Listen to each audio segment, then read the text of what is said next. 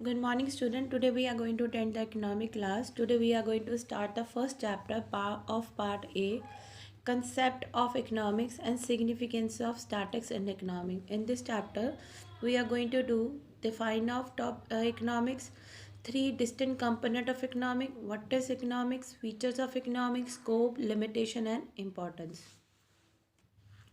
So students, we are going to start our first chapter, concept of economics and significance of statics in the economics. So first of all we are going to do the define of who is consumer. Consumer क्या कौन होते हैं? Consumer वो होते हैं जो consume करते हैं गुड एंड सर्विसेज को ताकि वो अपनी वांट को क्या कर सके, सेटिस्फाइड कर सके. What is consumption? Consumption is a process of using up utility value of good and services for the direct satisfaction of want. मतलब कंजप्शन मीन्स जब हम गुड को कंज्यूम करते हैं और उससे हमारी वांट को क्या हो जाए, सेटिस्फाइड हो जाए, डायरेक्ट सेटिस्फाइड हो जाए, उसको क्या कहते हैं हम लोग, consumption. Who is producer? Producer क्या होता है? जो गुड्स को सेल करता है ना ताकि वो अपनी इनकम को जनरेट कर सके. What is production? प्रोडक्शन क्या होता है? Covering converting the raw material to the useful thing. जब हम किसी गुड को रॉ मटेरियल में यूजफुल थिंग में करते हैं उसे हम लोग क्या कहते हैं? Production.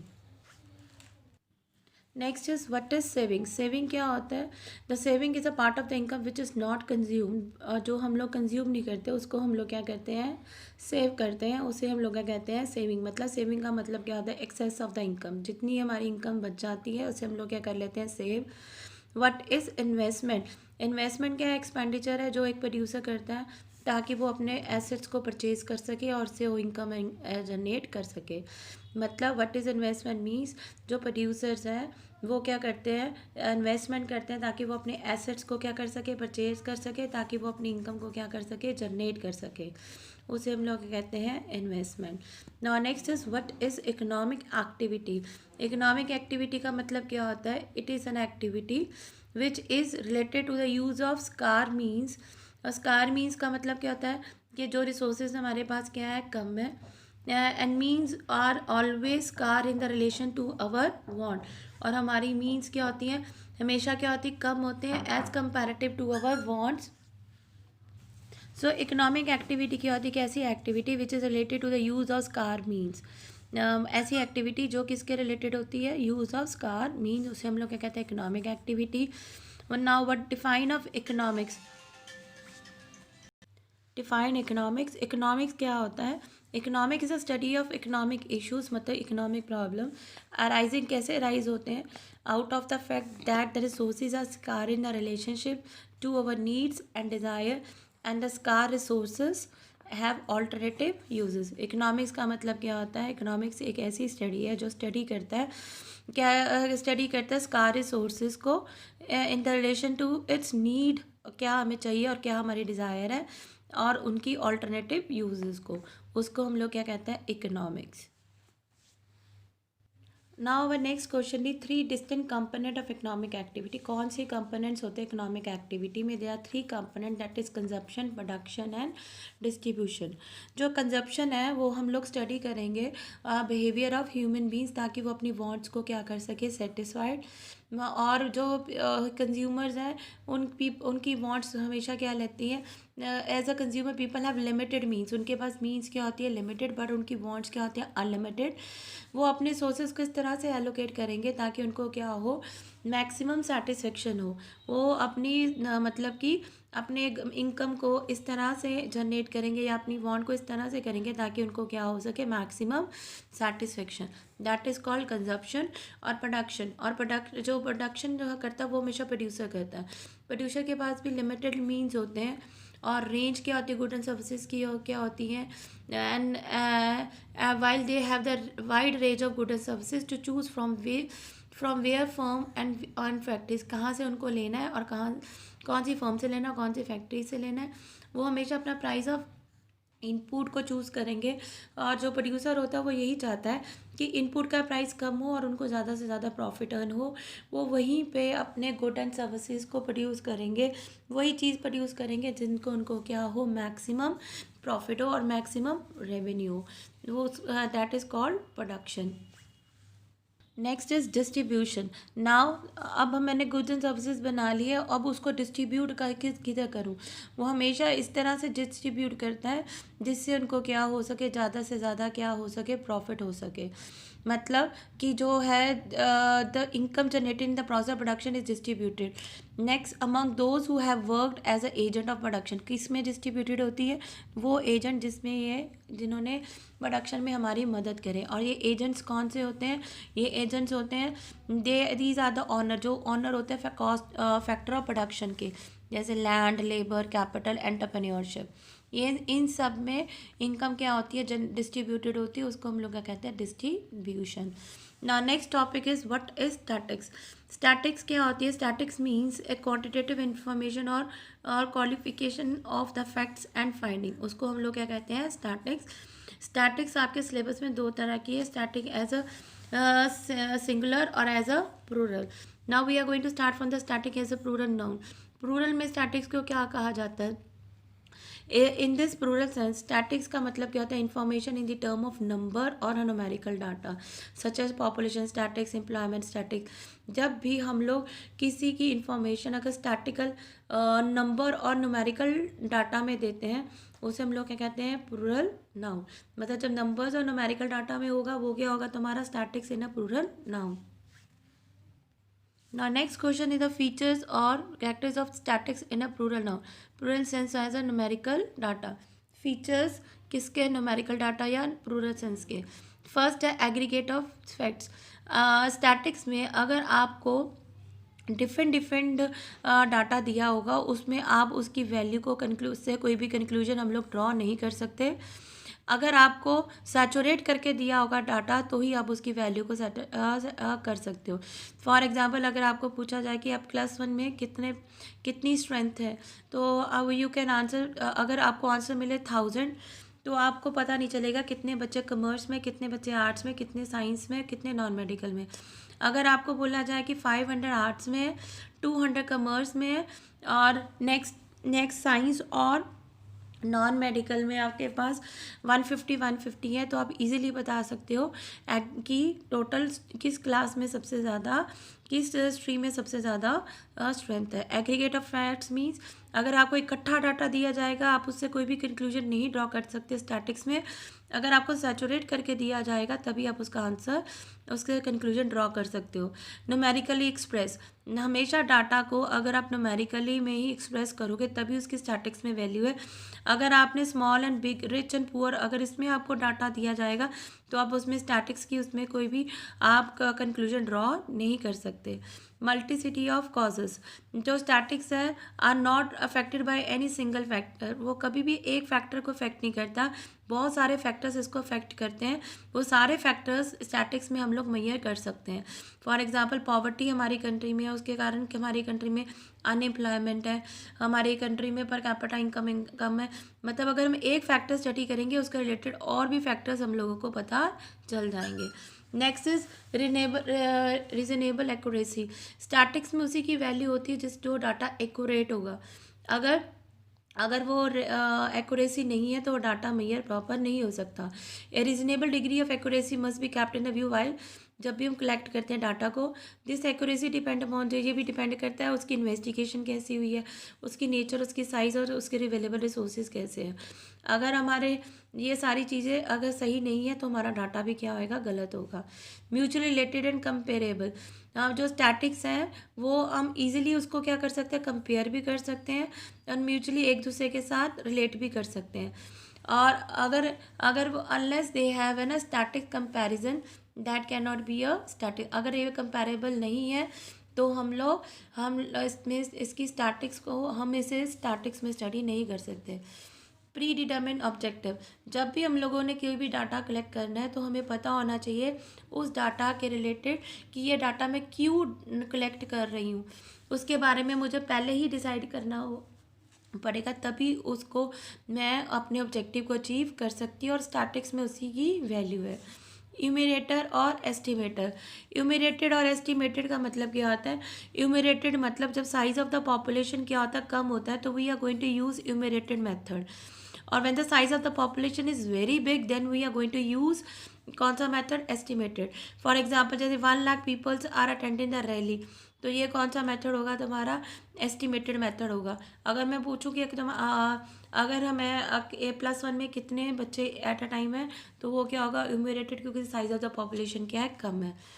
Collected in a systematically manner, statics में उसी की वैल्यू होती है। स्टैटिक्स में हमेशा जो डाटा वो क्या होता है, सिस्टमैटिक मैनर्स में अरेंज होता है। अगर वो सिस्टमैटिक मैनर में अरेंज नहीं है तो उसका हम कोई भी कंक्लूजन ड्रॉ नहीं कर सकते।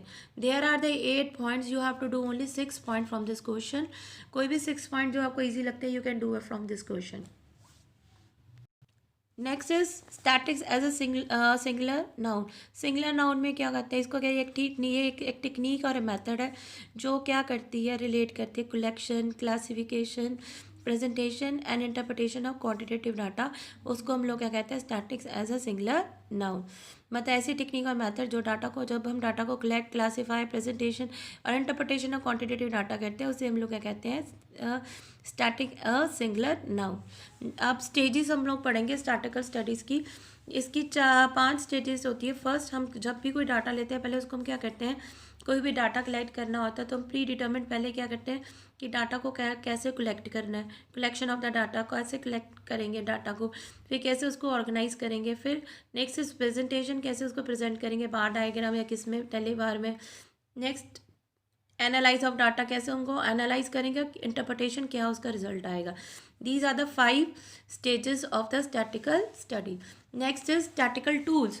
कौन कौन से स्टैटिकल टूल्स होते हैं ना, जब हम कलेक्शन ऑफ डाटा करते हैं तो हम लोग sensor and sample technique use करते हैं। ऑर्गेनाइजेशन ऑफ डाटा में हम लोग 10 एराज ऑफ डाटा या टेलीबार्स बनाते हैं। प्रेजेंटेशन ऑफ डाटा में टेबल, ग्राफ, डायग्राम, ये डिपेंड करता है हमने कैसे इन्फॉर्मेशन कलेक्ट करनी है। एनालाइज को हम लोग कैसे करते हैं, परसेंटेज मेथड या एवरेज या किसी भी मेथड से। इंटरप्रिटेशन, मैग्नीट्यूड, इन दोनों के रिलेशन में क्या रिजल्ट आया है उसको हम लोग क्या कहते हैं, interpretation. So these are the 2 tools which we are going to use in the while studying the statical study. Now next is scope of statics. So we are going to start from the scope of the statics. First we are going to study the nature of the static. In the nature of the statics we are going to study that statics is both science है और एक arts भी है। science भी है statics और एक क्या है, arts भी है। So we are going to start from the subject matter of the static. There are 2 descriptive static. First descriptive statics क्या होती है, वो method जिससे हम लोग which are used for the collection, presentation as well analyze of the data. वो method जिससे हम डाटा को कलेक्ट भी कर सकते हैं, प्रेजेंट भी कर सकते हैं और एनालाइज भी कर सकते हैं, उसको क्या कहते हैं हम, descriptive statics. Next is inferential statics. ये it refers to all such method जो कि कंक्लूजन, जिससे हम लोग इजीली कंक्लूजन ड्रॉ कर सकते हैं relating to the universe and population on the basis of given sample. मतलब जब हम कंक्लूजन ड्रॉ कर सकते हैं अकॉर्डिंग टू द यूनिवर्स और population of the given sample, उसे हम लोग कहते हैं interference statics. Now next part of scope is that is limitation of statics. Limitation of statics, ये बहुत इंपॉर्टेंट क्वेश्चन है। First, study of numerical facts only. जो स्टैटिक्स है वो सिर्फ न्यूमेरिकली फैक्ट्स को पढ़ती है और किसी की क्वालिटी के को हम स्टैटिक्स में नहीं पढ़ सकते। सो ये एक लिमिटेशन है स्टैटिक्स की। Study of aggregate facts only. अगर आपको इकट्ठा डाटा दिया जाएगा तो उसकी स्टैटिक्स में कोई भी वैल्यू नहीं है। अगर डाटा को सैचुरेट करके अलग अलग किया जाएगा तभी उसकी वैल्यू है। Homogeneity of data as an essential requirement. अगर डाटा एक जैसा होगा, होमोजेनिटी मतलब एक जैसा, सेम डाटा होगा ऑफ सेम यूनिवर्स, तभी उसकी हम लोग वैल्यू निकाल सकते हैं स्टैटिक्स। अगर डिफरेंट चीज़ें होंगी तो हम लोग उसकी वैल्यू नहीं निकाल सकते स्टैटिक्स में। Results are always true only on the average. जब भी हम एवरेज निकालेंगे तभी हमारा रिजल्ट ट्रू होगा। स्टैटिक्स में अगर हम एवरेज नहीं निकालेंगे तो हमारी वैल्यू कभी भी सही नहीं आएगी। Next is without reference results में be prove to be wrong.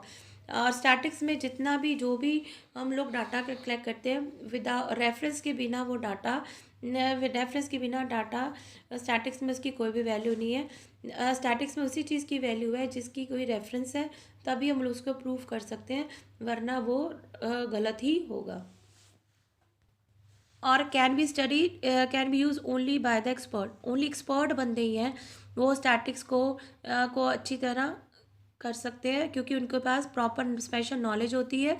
एक इग्नोरेंट जो जिसको इसके बारे में नॉलेज नहीं है, वो इसके बारे उसको स्टैटिक्स की प्रॉपर नॉलेज नहीं है, वो हमेशा क्या करेगा, गलत ही इंफॉर्मेशन देगा। Next is prone to be misuse. Statics के जितने भी टूल्स हैं वो कई बार हम लोग इससे मिस यूज़ भी कर सकते हैं, जिस करके हमारी जो वैल्यू आती है, जो कंक्लूजन निकलता है, वो क्या होता है, गलत होता है। So these are the limitation.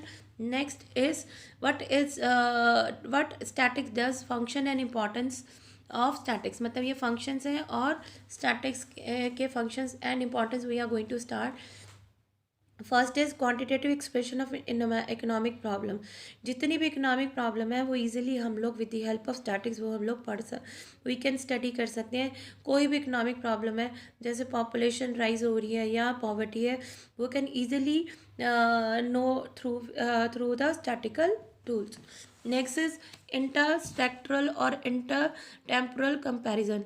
इंटरसेक्टरल mean sector to sector compare करना, और मतलब they would try to further comparise it through the intersector और inter temporal comparison. Intersector comparison का मतलब होता है कंपैरिजन हम डिफरेंट सेक्टर ऑफ इकोनॉमी के बीच में करते हैं हम लोग। और the analyse of the problem of unemployment, जैसे एक कंट्री की एक स्टेट की दूसरी स्टेट से, रूरल या अर्बन के साथ, वो क्या होगी, इंटरसेक्टरल। और intertemporal comparison mean understanding of change in the magnitude of problem over a time. मतलब कितनी देर से ये प्रॉब्लम चल रही है या कितनी देर से ये प्रॉब्लम हो रही है, वो क्या होती है, intertemporal comparison. Next is working out cause and effect of relationship. With the help of statics हम लोग किसी भी प्रॉब्लम का कॉज क्या कारण है और उसके क्या इफेक्ट होंगे वो हम इजीली पढ़ सकते हैं। नेक्स्ट ऑफ जितनी भी इकोनॉमिक्स थ्योरीज है या इकोनॉमिक मॉडल्स हैं, वो विदाउट स्टैटिक्स हम लोग नहीं पढ़ सकते।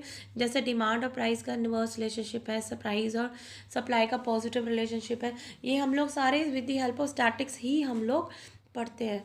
सो with the help of statics जितनी भी हम लोग थ्योरीज हैं वो बनती हैं। Next is economic forecasting. हम लोग with the help of statics हम लोग इजीली फोरकास्ट कर सकते हैं आगे क्या होने वाला है। फॉर एग्जांपल पीछे 4 साल से पेट्रोल का रेट बढ़ रहा है, तो नेक्स्ट फ्यूचर में भी पेट्रोल बढ़ेगा। ये हम लोग फोरकास्ट कैसे कर सकते हैं, with the help of statistical with the help of statics. Next is formation of policies. Government जितनी भी पॉलिसीज़ बनाती है वो पिछले स्टैटिक्स डाटास को देख के ही पॉलिसी बनाती है, और जिससे वो अपनी आगे फर्दर मतलब किसमें कितना रेवेन्यू आया, कितना एक्सपेंडिचर हुआ, ये सारी पॉलिसीज़ से ही वो अपने आगे आगे फर्दर अपनी नई पॉलिसीज़ बनाती है। और बजट बनाने में भी स्टैटिक्स डाटा बहुत मदद करता है। Next is economic equilibrium. जो हम इकॉनमी इक्विलिब्रियम में है या नहीं है, ये हम अभी आगे अपने चैप्टर में करें भी है कि इकॉनमी हमेशा इक्विलिब्रियम में रहती है। अगर इक्विलिब्रियम में नहीं है तो वे सारी इन्फॉर्मेशन कौन प्रोवाइड करता है, हमें स्टैटिक्स, और ये हमारे को हेल्प भी करता है ताकि हम लोग अपने इक्विलिब्रियम पॉइंट पे आ सकें। So students, we have completed the first chapter. I'm going to send you the question of this chapter that you have to write in your fair notebook.